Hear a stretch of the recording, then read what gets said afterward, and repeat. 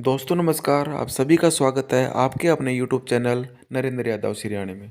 दोस्तों, शिक्षक भर्ती ग्रेड थर्ड लेवल सेकंड 6 से 8 सामाजिक अध्ययन का ये जो अपना वस्तुनिष्ठ प्रश्न बैंक आया था राट पब्लिकेशन के माध्यम से, इसका हम ऑनलाइन अपने चैनल के ऊपर, अपने यूट्यूब चैनल के ऊपर इसका सॉल्यूशन करवा रहे हैं।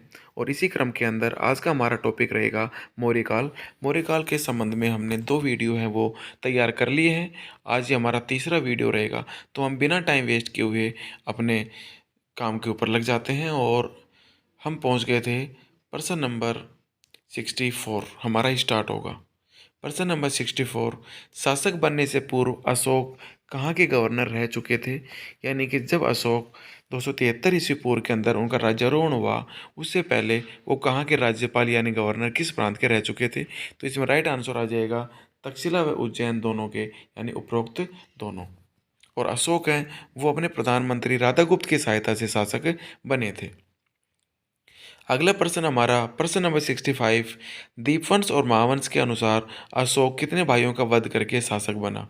तो यहाँ पर कुछ अपने को स्रोत याद करने पड़ेंगे कि किस स्रोत में अशोक के शासन बनने से संबंधित क्या जानकारी दी गई है।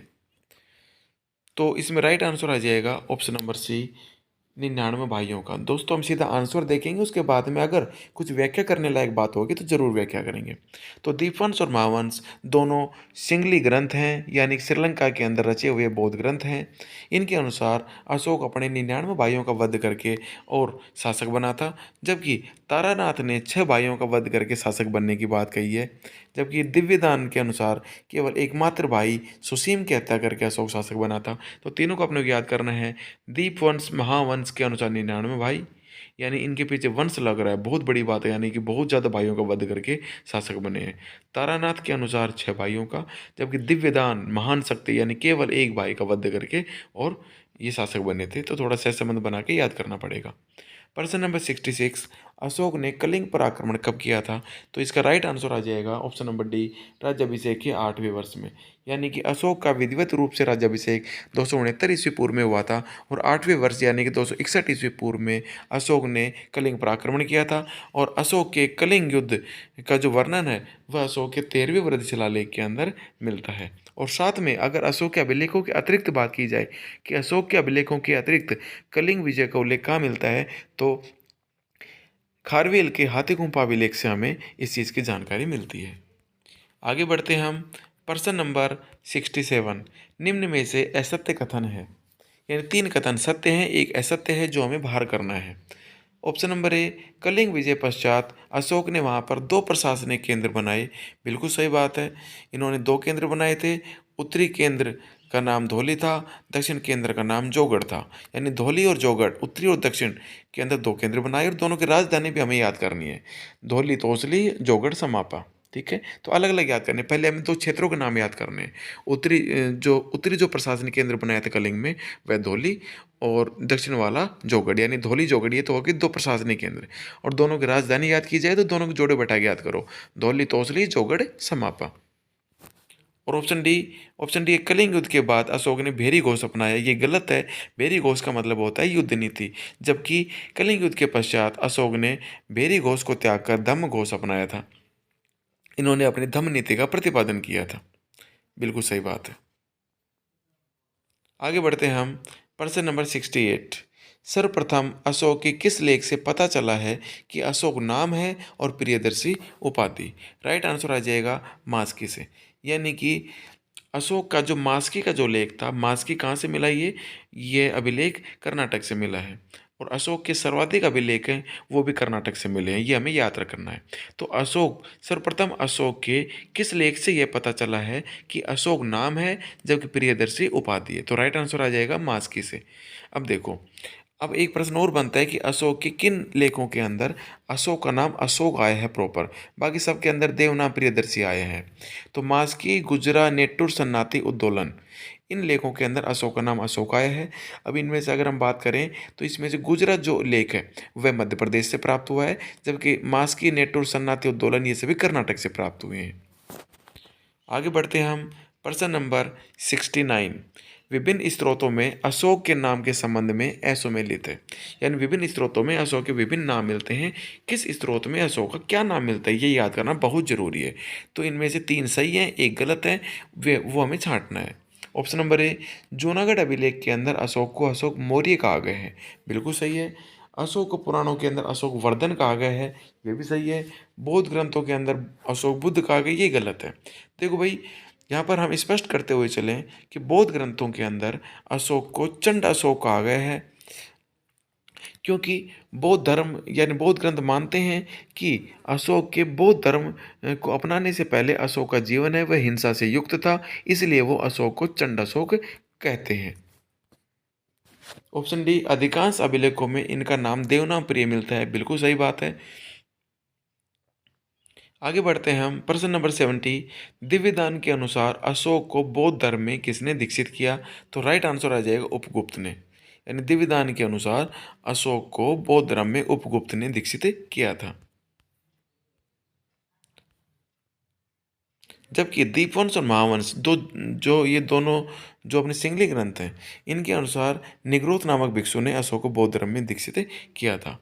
तो अपने को याद करने, दिव्यदान के अनुसार तो उपगुप्त ने, जबकि दीपवंश और महावंश के अनुसार निग्रोध ने अशोक को बौद्ध धर्म में दीक्षित किया था। अगला प्रश्न हमारा प्रश्न नंबर 71, अशोक के संबंध में निम्न में से असुमेलित है, यानी कौन सा कथन गलत है? तो यहाँ पर मैंने एक साथ सारे प्रश्न ऐसे बनाने की कोशिश की है जो उनके शासनकाल के विभिन्न वर्षों के नाम से संबंधित है, कि भाई अशोक ने शासनकाल के इतने वर्ष में ये किया, इतने वर्ष में ये किया, ये सारी बातें एक साथ लाने की कोशिश की है। ऑप्शन ए, अशोक ने बोध गया की यात्रा, यहाँ पर बोधा गया ने बोध गया आएगा, बोध गया की यात्रा शासन के 16वें वर्ष में की, गलत है। अशोक ने बोध गया यानी कि जहाँ पर महात्मा बुद्ध ने ज्ञान की प्राप्ति की थी, वहाँ की यात्रा इन्होंने शासन के 16वें वर्ष में की थी। फिर दोबारा से एक बार देखते हैं प्रश्न नंबर 71। तो इसका राइट आंसर यानी असुमेलित कौन सा कथन आ जाएगा कि अशोक ने बोध गया की यात्रा शासन के 10वें वर्ष में की थी।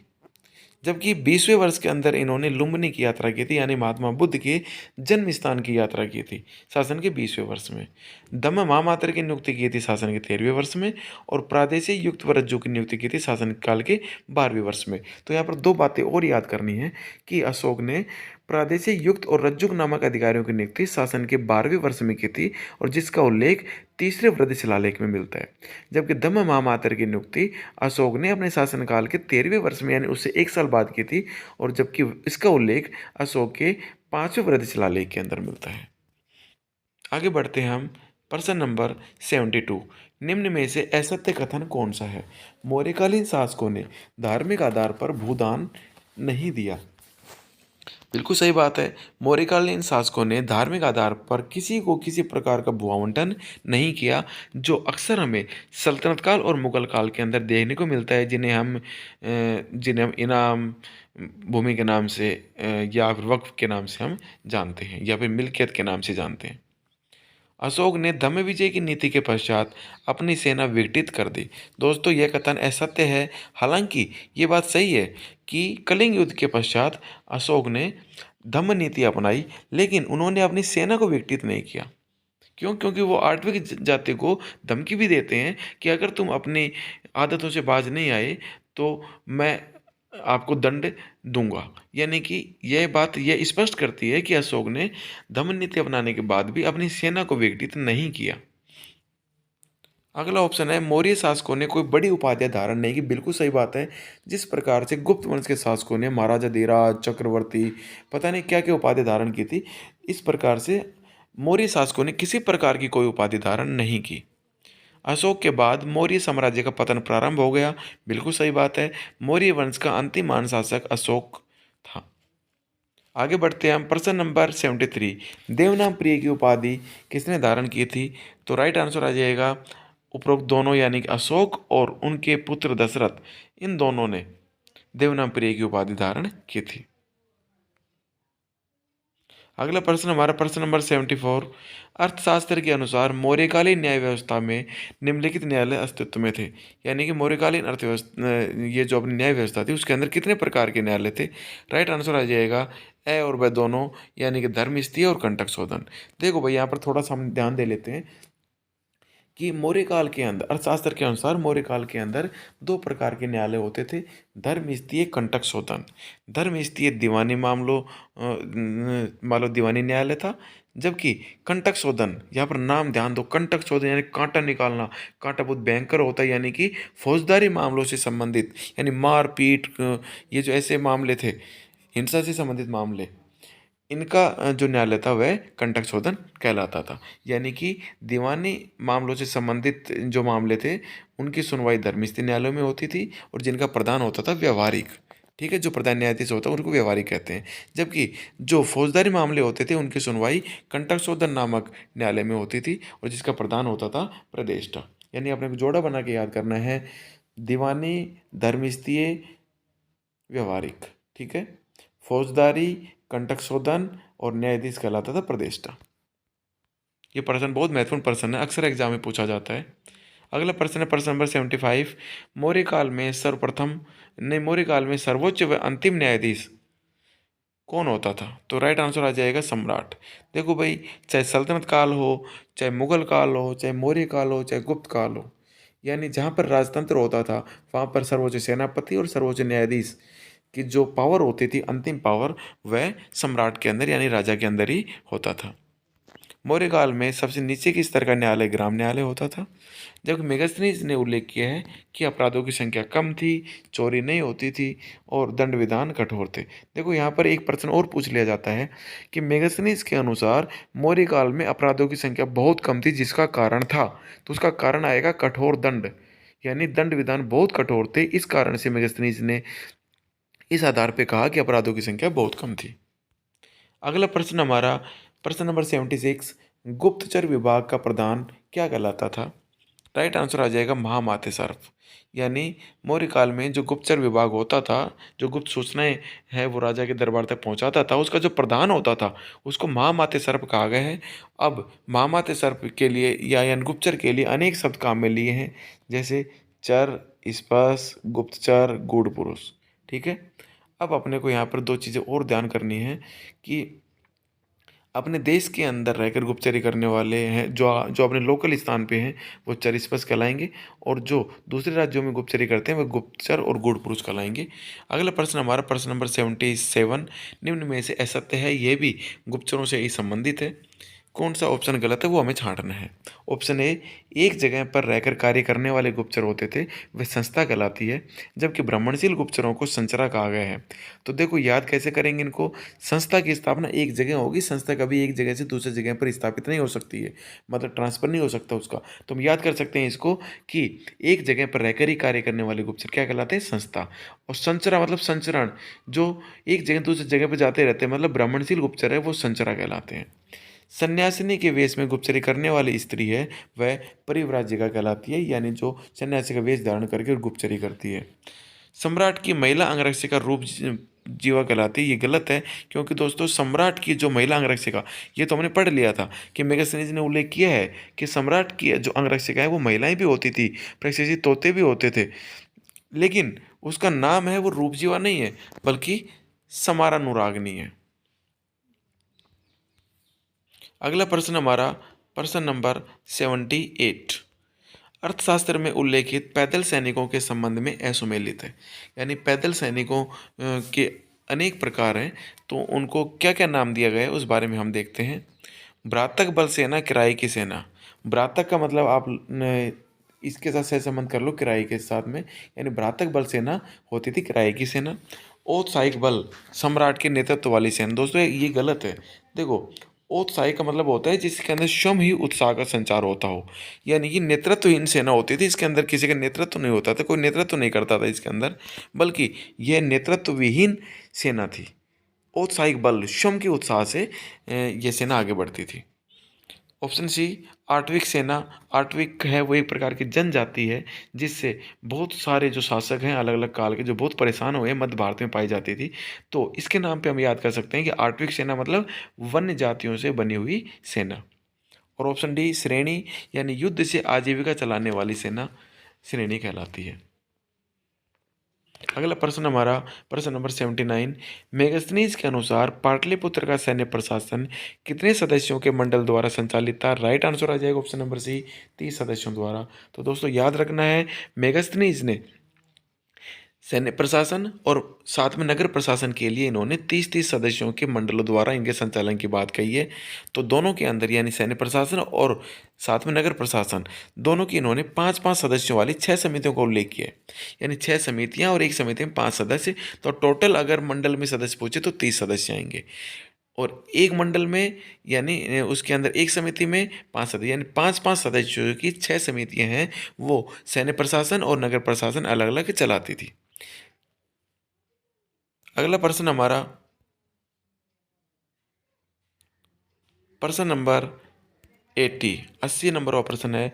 मेगास्थनीज द्वारा उल्लेखित सैन्य समितियों और उनके कार्यों के संबंध में असुमेलित है। ठीक है, यानी जो 6 समितियां हैं 5-5 सदस्यों की, कौन सी समिति का क्या कार्य था? तो इसको हम देखते हैं असुमेलित कौन सा है। तो राइट आंसर आ जाएगा चौथी समिति जल सेना से संबंधित थी। अब देखो राइट आंसर हम देख लेते हैं, इनका एक एक का देखते हैं। देखो भाई, जो पहली समिति थी वह जल सेना से संबंधित थी। यानी पहली समिति किससे संबंधित थी? जल सेना से संबंधित थी। दूसरी समिति है वह सेना के अंदर रसद आपूर्ति से संबंधित है। तीसरी समिति है वह पैदल सेना से संबंधित है। चौथी समिति है वह जल सेना की बजाय घुड़सवार सेना से संबंधित है। ये इसके अंदर रोंग आ जाएगा। पांचवी समिति रथ सेना से संबंधित है और छठी समिति गजिया हाथी सेना से संबंधित है। आगे बढ़ते हैं हम। प्रश्न नंबर 80। निम्न में से असुमेलित कथन है, यानी कौन सा कथन गलत है वो हमें छांटना है। मेगास्थनीज के अनुसार जो नगर का अधिकारी होता है उसको एस्ट्रोनोमोई कहते हैं, बिल्कुल सही है। और जिले के अधिकारी को एग्रोनोमोई। ठीक है, तो इससे हम कैसे याद कर सकते हैं? एग्रो मतलब एग्रीकल्चर, और एग्रीकल्चर होती है गांव के अंदर, और गांव मतलब जिले के अंदर। ठीक है, तो मेगास्थनीज के अनुसार जिले का अधिकारी एग्रोनोमोई, जबकि नगर का शहर का अधिकारी एस्ट्रोनोमोई कहलाता है। नगर का जो माल प्रशासन होता है उसका जो प्रमुख व्यक्ति है वह कहलाता है नागरक। मतलब नगर का प्रशासक नागरक, नाम से ही ये विदित हो रहा है। और नागरक के दो सहायक अधिकारी हैं, वो होते हैं गोप और स्थानिक। तो ये हमारा यहाँ पर असुमेलित कथन है। नागरिक के सहायक अधिकारी प्रदेष्टा और व्यवहारिक नहीं होते, क्योंकि प्रदेष्टा और व्यवहारिक तो धर्मस्थी और कंटक शोधन जो न्यायालय होते हैं दीवानी फौजदारी मामलों के, उनके न्यायाधीश हैं। तो नागरिक के दो सहायक अधिकारी होते थे। हाँ, नागरिक कौन था? नागरिक था नगर का मुख्य प्रशासक। ठीक है, और उसकी सहायता के लिए गोप और स्थानिक दो अधिकारी होते थे। गोप का काम क्या होता था? जन्म और मृत्यु का पंजीकरण। तो ये प्रश्न भी काफी बार आता है कि जन्म और मृत्यु का पंजीकरण कराने वाला अधिकारी गोप, जबकि विभिन्न करों की वसूली करने वाला होता था स्थानिक। आगे बढ़ते हैं हम। प्रश्न नंबर 82। मेगास्थनीज द्वारा उल्लेखित नगर प्रशासन की समितियों व उनके कार्यों के संबंध में असुमेलित है। जिस प्रकार हमने सैन्य प्रशासन की 5-5 सदस्यों वाली 6 समितियों के कार्यों का उल्लेख हमने पढ़ा है, उसी प्रकार से इन्होंने नगर प्रशासन के लिए भी इन्होंने 5-5 सदस्यों की 6 समितियों को उल्लेख किया है। किस समिति का क्या काम है इस संबंध में असुमेलित है वो छांटना है।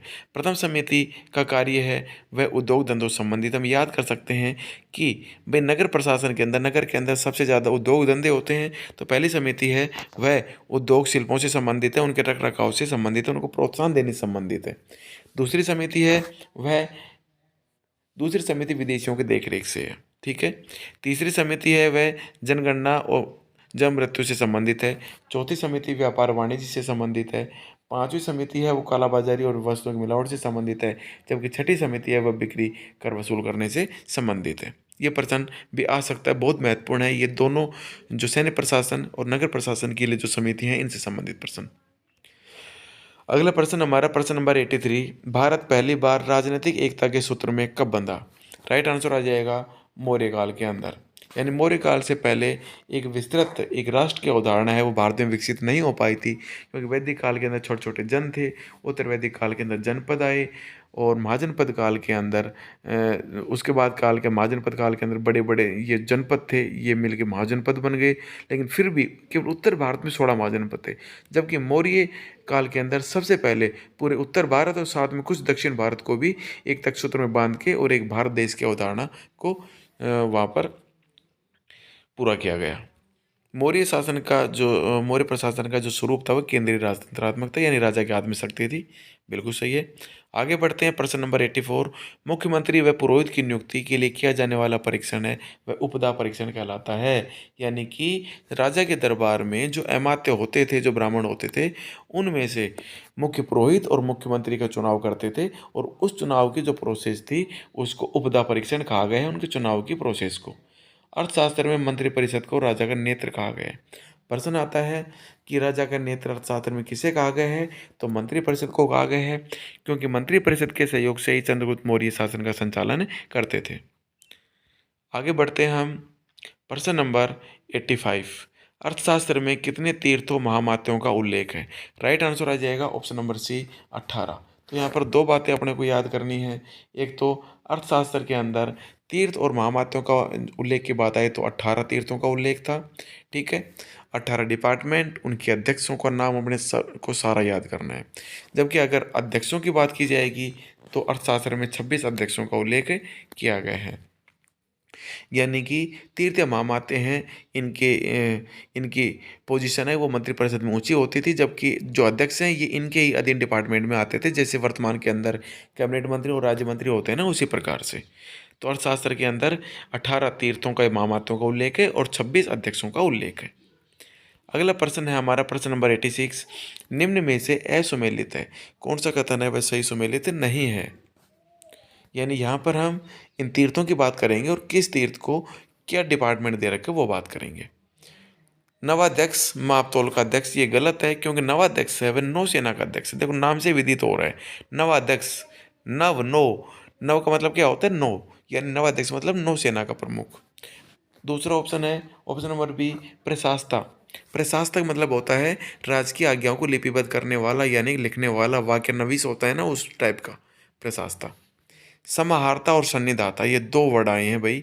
जिस प्रकार से अपने उसके अंदर सल्तनत काल के अंदर भी दो वर्ड आए थे, मुस्तौफी और मुशर्रिफ, है ना, उसी प्रकार यहाँ पर समाहर्ता और सन्निधाता शब्द है, जोड़ा बैठा लो। समाहर्ता है वह राजस्व संग्रह विभाग का प्रमुख है, जबकि सन्निधाता कोषाध्यक्ष है। सेम उसी प्रकार से है। ठीक है। मुशर्रिफ और मुस्तौफी, मुस्तौफी हल्का शब्द लगता है, यानी वो ऊपर है, वो राज को उसका उसका निरीक्षण करने वाला है। तो इसी प्रकार से यहाँ पर समाहारता, समाहारता, यहाँ देखो ऊपर मात्रा आ रही है, बोलने में कठिनाई आ रही है, समाहारता भारी शब्द लग रहा है, यानी ये है राजस्व संग्रह विभाग का प्रमुख। जबकि सन्निधाता, ये आसान शब्द लग रहा है, ये इसका काम हल्का होता है, ये कोषाध्यक्ष है, पैसों के हिसाब किताब बस। अगला प्रश्न हमारा, प्रश्न नंबर 87। निम्न में से असुमेलित है? पण्याध्यक्ष व्यापार वाणिज्य का अध्यक्ष, पणी कहते हैं व्यापारी को, ठीक है, तो पण्याध्यक्ष हो गया व्यापार वाणिज्य का अध्यक्ष, याद करने में कोई दिक्कत नहीं होनी चाहिए। ऑप्शन बी, सुराध्यक्ष, सोम और सुरा ये दोनों पेय पदार्थ थे, तो इस हिसाब से हम याद कर सकते हैं कि सुराध्यक्ष का मतलब होता है आबकारी विभाग, यानी मादक पदार्थों से संबंधित डिपार्टमेंट। ऑप्शन सी, पोतवाध्यक्ष, ऑप्शन सी है पोतवाध्यक्ष। देखो इसके अंदर पहले राइट आंसर की हम बात कर लेते हैं। राइट आंसर अपना आ जाएगा इसके अंदर ऑप्शन सी, पोतवाध्यक्ष। पोतवाध्यक्ष है वो पासपोर्ट अधिकारी नहीं है, बल्कि वो माप तोल का अधिकारी है। ठीक है। आक्राध्यक्ष, आक्रा का मतलब खान होता है, तो आक्राध्यक्ष का मतलब हो गया यानी खानों का अध्यक्ष। यानी हमें इनके नाम के ऊपर बेसिक चीज़ों पे चलना है, नाम के साथ में तादात्म्य स्थापित करना है। आगे बढ़ते हैं हम, प्रश्न नंबर 88। निम्न में से असुमेलित है, कौन सा कथन असुमेलित है? मानाध्यक्ष दूरी व समय का, बिल्कुल सही बात है।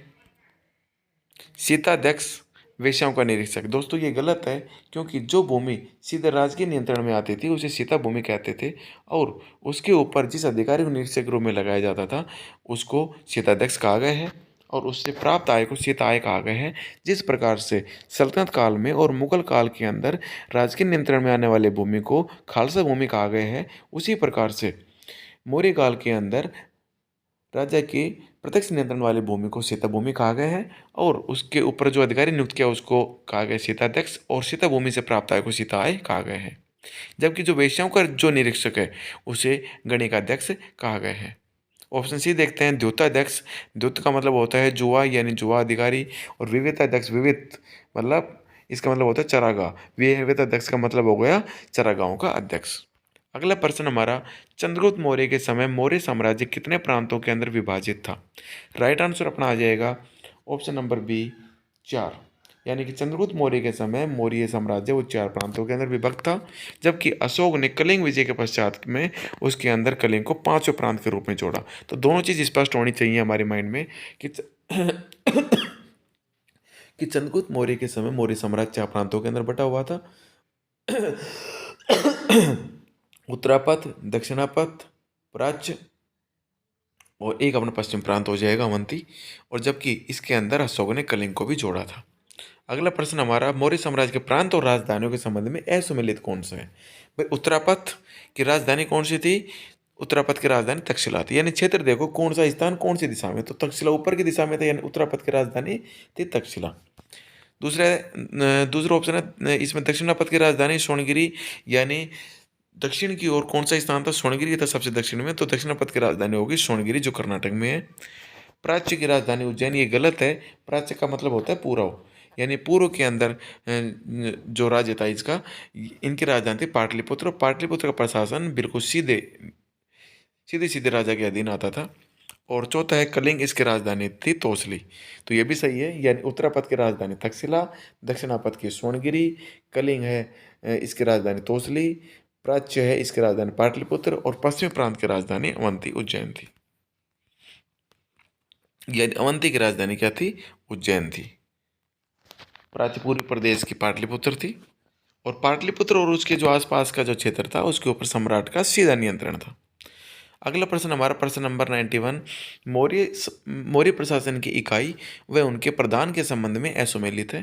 देखो पहले हम बात करते हैं कि मौर्यकालीन जो प्रशासन था उसको हमने कितने भागों में बांटा।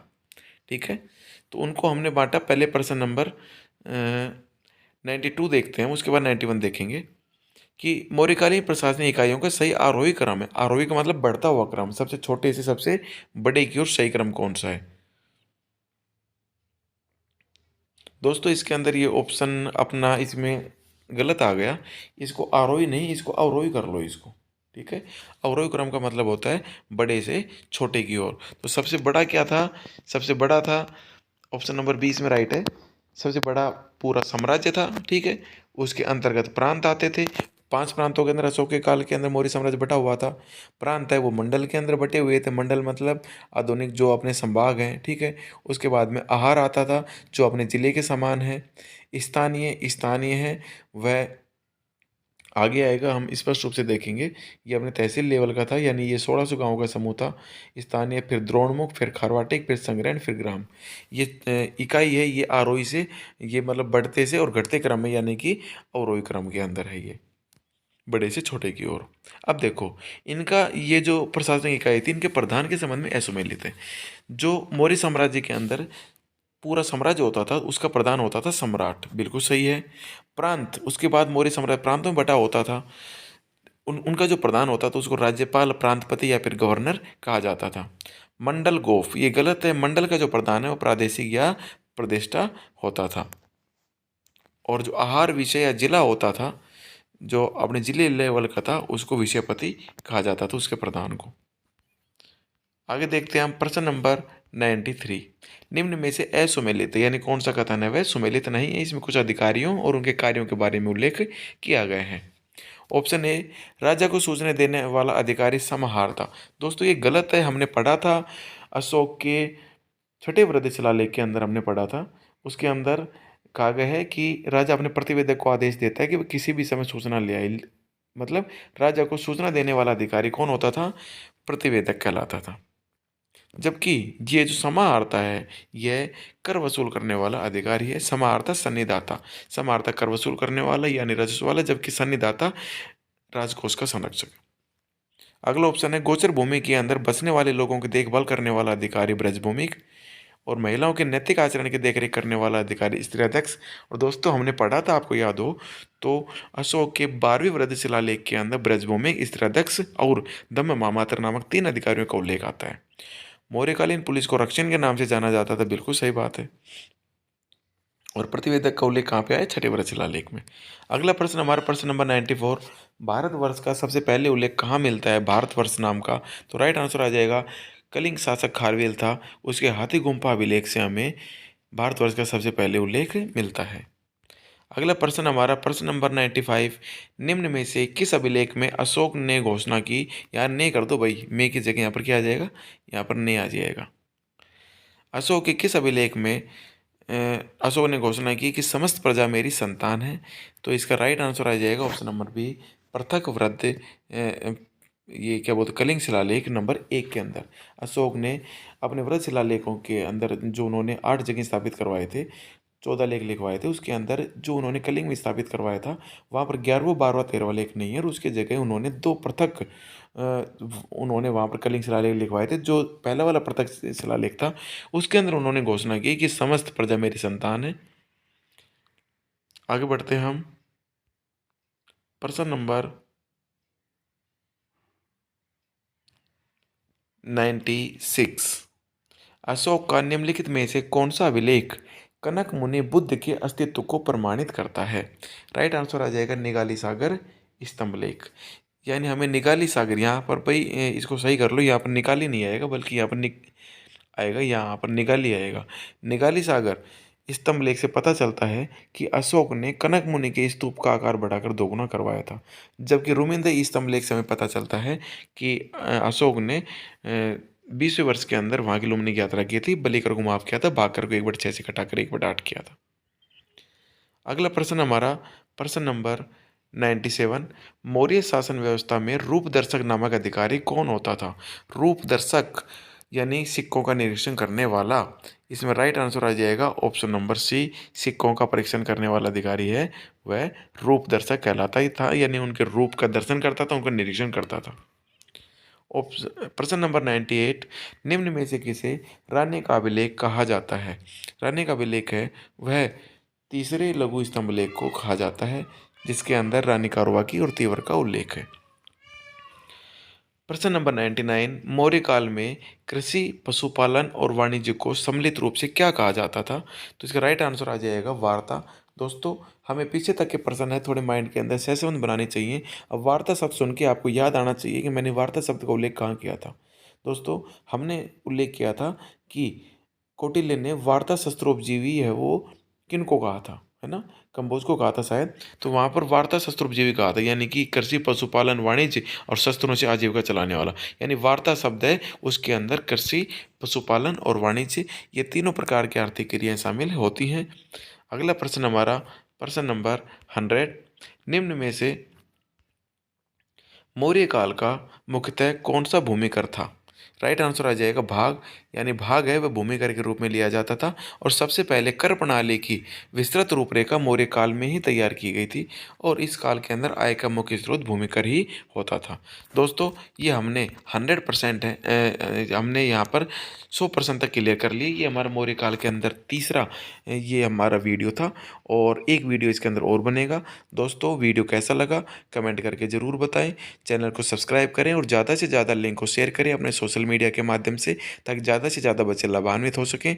जय हिंद, जय भारत।